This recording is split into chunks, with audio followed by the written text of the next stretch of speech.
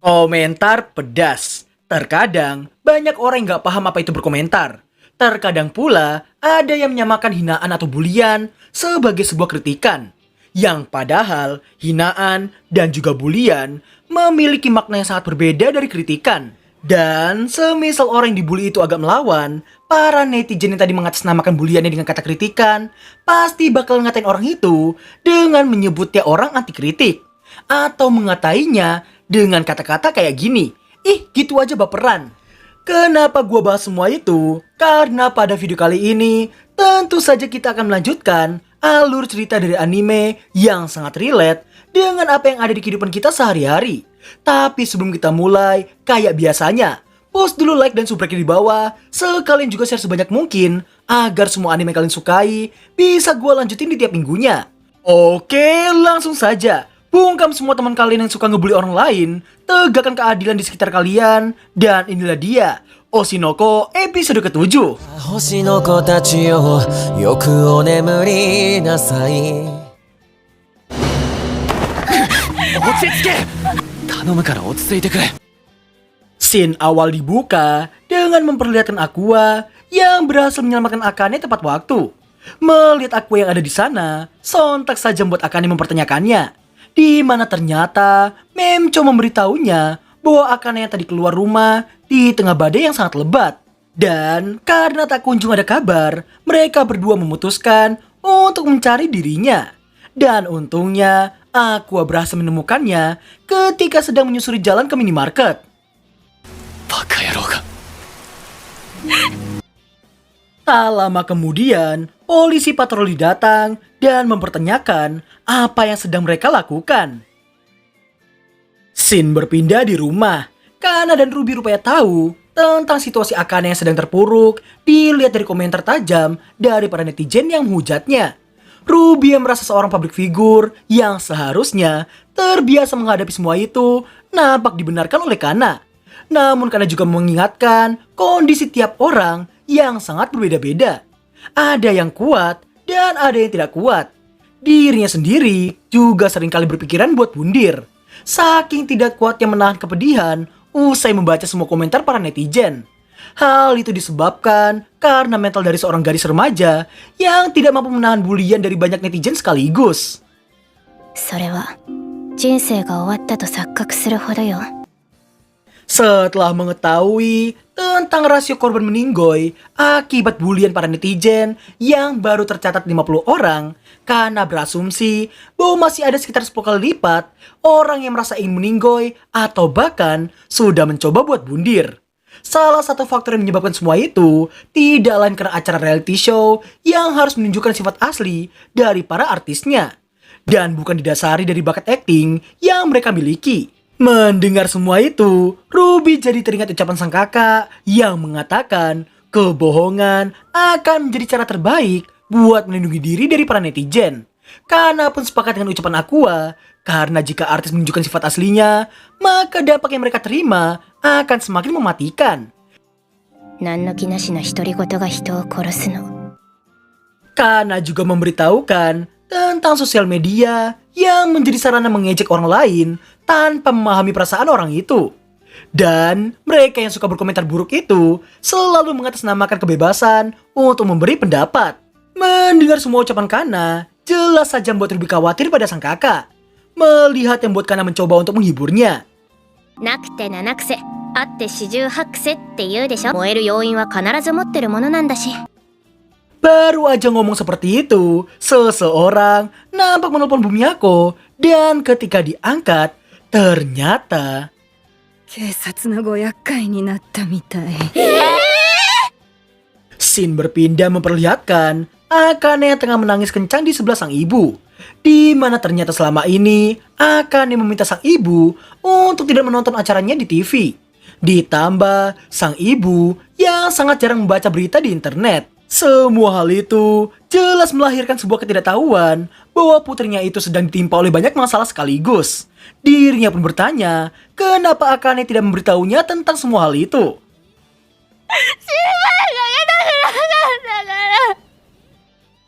Di luar ruangan, terlihat Bumiyako yang datang menghampiri Aqua. Bumi aku nampak lega karena panggilan polisi tadi rupanya bukanlah kabar buruk buat Aqua. Dan hal itu membuat Bumi aku memuji Aqua yang telah menolong Akane dari rencana bundirnya. Bumi aku juga mengira putranya selama ini adalah tipe orang yang dingin pada orang lain. Namun ternyata malah dirinya lah yang paling memperhatikan mereka semua. Aqua pun tidak membenarkannya karena semuanya akan sangat terlambat jika seseorang tidak segera datang menolong orang yang sedang meminta pertolongan. Bumi aku yang hanya diam saja membuat Aqua menoleh ke arahnya. Demi menjaga citra dinginnya, dirinya merasa harus menagih ongkos taksi yang tadi ia pakai pada Akane. Bersama dengan Akane yang keluar ruangan, terlihat Yuki dan kawan-kawan yang datang menghampirinya. Semua teman-temannya nampak sangat khawatir dan mempertanyakan Akane yang tidak bercerita tentang masalah dalam hatinya pada mereka semua. Aqua kemudian bertanya tentang langkah Akane selanjutnya. Akane yang disarankan buat mundur dari acara itu, hal itu membuat Nobu memberitahukan soal kontrak mereka. Namun Aqua memberitahukan pihak reality show lah yang harus bertanggung jawab karena tidak bisa melindungi anak di bawah umur. Meski semua ucapan Aqua terbilang masuk akal, namun setelah mengungkapkan isi hatinya, Akane masih ingin melanjutkan apa yang telah ia mulai. 続けるこのままやめたくない。 Setelah itu, Aqua nampak pergi meninggalkan teman-temannya. Bumi aku nampak senang karena mereka semua yang sangat akrab satu sama lain. Aqua merasa yakin reality show mereka pasti bisa diselesaikan dengan mengesampingkan semua komentar dari para netizen. Akan tetapi, Aqua merasa akan menyebalkan jika membiarkan semua tetap seperti itu. Karena dirinya menduga bahwa pihak reality show lah dalang dibalik pembulian yang terjadi di sosial media. 煽った番組サイドも腹が立ってしょうがないんだよ。 Kembaran Aqua membawanya menemui klub wartawannya pihak kepolisian, di mana berkat sifat pencarian berita menarik yang dimiliki oleh mereka, Aqua berhasil membuat sebuah berita viral yang memberitahukan adanya percobaan bundir dari aktris di bawah umur yang disebabkan oleh pembulian di sosial media. Membaca berita itu, jelas saja membuat Bumi Aqua langsung mengetahui bahwa Aqua lah yang membuat semua itu. Rencana Aqua tidak berhenti sampai sana. Karena meski komentar tajam netizen pada Akane telah berkurang, akan tetapi karena belum hilang seutuhnya, Aqua merasa tak tinggal diam begitu saja. Bumi Aqua merasa berita tentang Akane yang semakin memanas. Hal itu membuatnya bertanya tentang pertanggungjawaban putranya itu. Namun Aqua merasa itu semua belum selesai. Dirinya nampak menyamakan perhatian dunia sebagai sebuah koin taruhan. Yang mana jika ia mundur, maka Akane akan kalah dengan kondisi yang sangat hancur. Aqua merasa dirinya harus terus bertaruh meski hanya memiliki satu kartu bagus di tangannya. Singkat cerita, Aqua nampak minta bantuan Memcho buat mengiriminya gambar dan juga video kebersamaan mereka selama syuting. Memcho yang bersedia mengirimkannya nampak bertanya mau dibuat apa semua hal itu. Aqua pun memberitahukan dugaannya tentang editor reality show itu yang berniat membuat Akane menjadi orang paling jahat di acara tersebut. Memcho pun paham tujuan Aqua yang sebenarnya, di mana Aqua ingin membuat acara cinta sekarang dari sudut pandang mereka berenam. Setelah mengetahui ide itu berasal dari Aqua sendiri, Memcho pun kagum dengan betapa pandainya Aqua dalam menangkap poin terpenting dari situasi itu. Setelah cukup banyak obrolan, Memcho berniat membantu Aqua dalam memposting video tersebut di jagat sosial media seperti Instagram, Twitter, dan juga TikTok. こう見えてバズらせのプロなんだけど。 Setelahnya, Kengo juga berniat membantu Aqua dalam membuat lagu untuk video mereka nanti. Sedangkan Yuki berniat untuk memasukkan adegan dramatisnya ketika memeluk Akane sebelumnya. Mendengar membuat Nobu merasa adegan itu tidak direkam oleh pihak acara. Namun Yuki merasa yakin adegannya saat itu telah direkam dan hanya dipotong oleh pihak editornya. Singkat waktu, Aqua nampak menemui sutradara acara reality show mereka itu.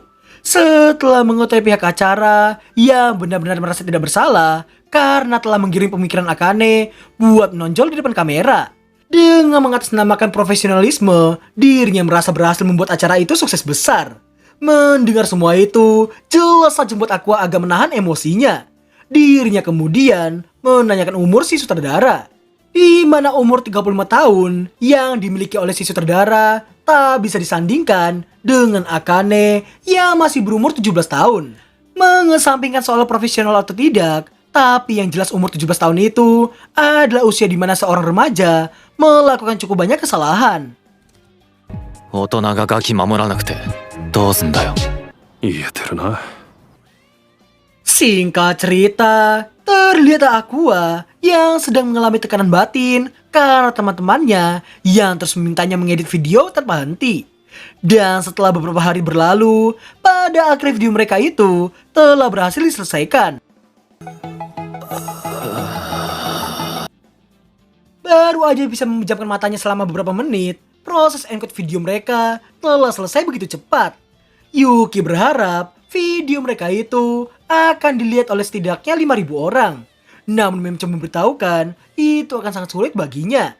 Karena terkadang video yang dibuat dengan sepenuh hati malah tidak mendapatkan banyak perhatian dari para netizen. Memcho yang berpengalaman di dunia sosial media memberitahukan jika ada 100 retweet dalam 1 menit, biasanya postingan mereka itu akan mendapatkan popularitas yang tinggi. Setelah itu, mereka nampak memposting video yang telah jadi ke Twitter. Mereka yang berharap dengan sepenuh hati mendapat 3 retweet di beberapa detik pertama. Dan itu terus bertambah hingga pada akhirnya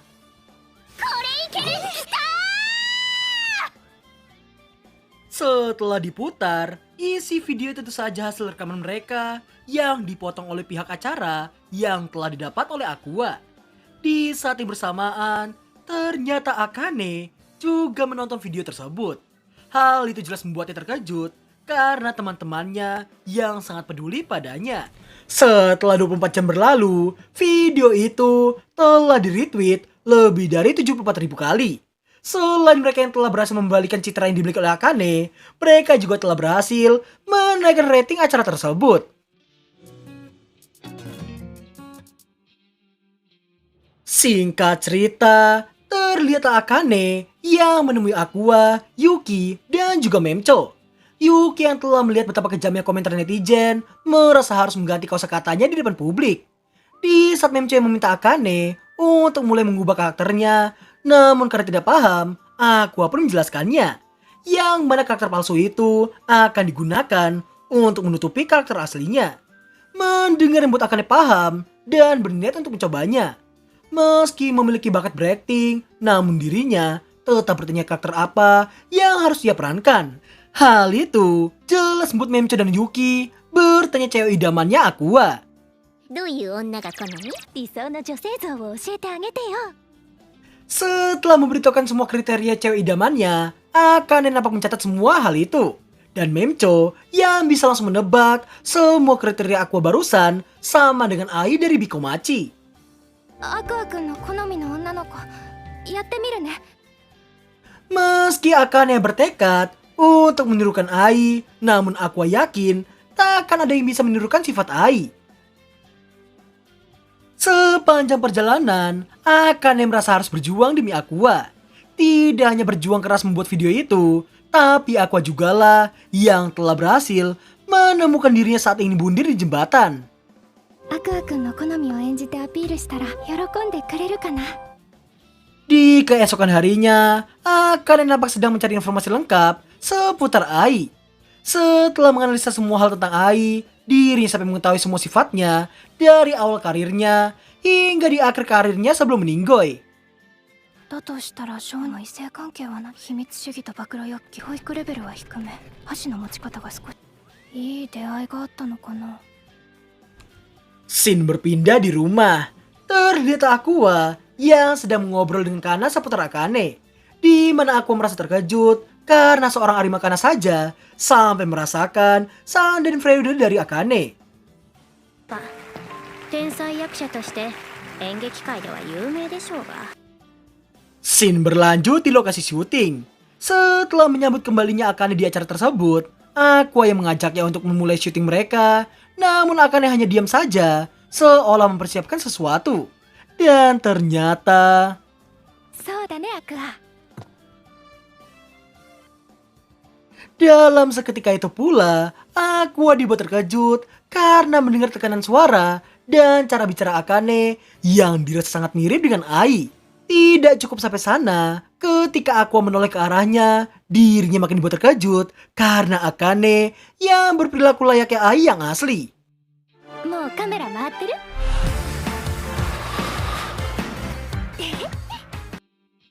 Dan berakhirlah alur cerita anime Oshinoko episode ke-7. Gak terlalu epik? Jelas, karena Aqua selalu bergerak di belakang layar. Dan menurut gua pribadi, Aqua itu bagaikan sosok hero yang sering gua denger semasa kecil. Di mana yang gua tahu, hero itu adalah sosok yang bisa bertindak dengan sangat fleksibel. Entah di depan layar ataupun di belakang layar. Dan dirinya tak ingin identitasnya diketahui meski telah berbuat banyak kebaikan. Beda dengan anime hero sebelah yang memang mencerminkan sosok hero yang diinginkan oleh publik sekitar. Dan yang gue kagum dari aksi Aqua tadi tidak lain karena dirinya mampu menciptakan momen krusial di mana ia memanfaatkan klub beritanya kepolisian buat membuat berita viral yang langsung membalikan keadaan Akane. Ditambah ide membuat video yang dipotong sama pihak studionya juga gue bilang sangat-sangat brilian. So, sebagai penutupan aja nih ya, gua mau memberikan kata-kata penyemangat buat kalian yang sering dibully oleh orang lain. Jangan takut, jangan gentar, jangan cuma diem. Semakin lu takut, semakin bahagia juga para pembuli. Lawan balik, kalah menang belakangan. Dan jangan lupa, pas dibully, rekam aksi mereka. Supaya apa? Supaya publik berpihak pada kalian semua. Dan pembuktian supaya orang lain percaya dengan kalian.